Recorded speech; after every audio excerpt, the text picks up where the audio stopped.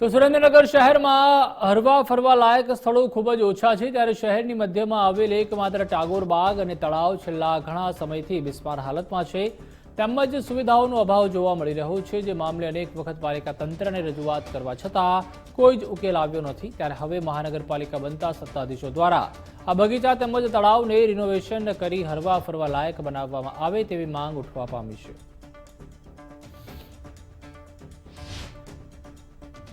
સુરેન્દ્રનગરમાં મધ્યમાં આવેલો ટાગોર બાગ જે બગીચા તરીકે ઓળખાય છે, હાલની તારીખમાં થાંભલા છે પણ લાઇટો નથી, લાઇટો છે તો ચાલુ નથી, વોકવે રોડ છે તો સફાઈ નથી, તળાવમાં તમે જોવો તો કાગડા મરેલા, ઘાસ ઉગેલું નથી, પાણીની બરફ તમે જોવો તો પાણીની બરફ જેવું રહ્યું નથી, બરોબર। કરોડો રૂપિયાની ગ્રાન્ટો આવી, દિવાલો ખાલી કરી, બસ બીજું કાંઈ કરતા નથી, નથી સાફ સફાઈ, નથી લાઇટો ચાલુ, નથી કોઈ જાતની સગવડ આપતા।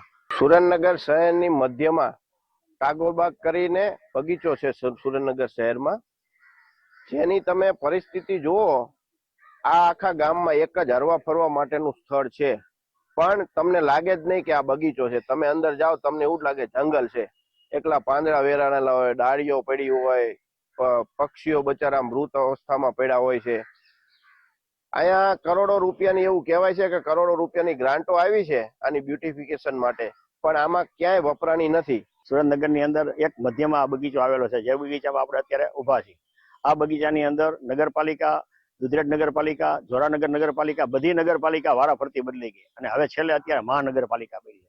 હવે આ નગરપાલિકામાંથી મોટી નગરપાલિકા બની દુધરેજ જોઈન્ટ કરીને, અને અત્યારે હાલની તારીખમાં આપણે જોઈએ તો બગીચાની અંદર ઘણી બધી ગ્રાન્ટ આવી છે, 2.5-3 કરોડ એવી રીતના ગ્રાન્ટ આવી હતી મોટી મોટી, અને એ ગ્રાન્ટની અંદર નાનું મોટું જરાક કામ કર્યું છે, અને આવી 2-3 ગ્રાન્ટ આવી છે, એક ગ્રાન્ટ નથી આવી। હવે 2-3 વખત ગ્રાન્ટમાં એમને ખાલી કલર કરાવ્યા બગીચામાં, ક્યાંય બીજું કોઈ નવું નાખ્યું નથી, એક સામે દિવાલ બનાવી છે।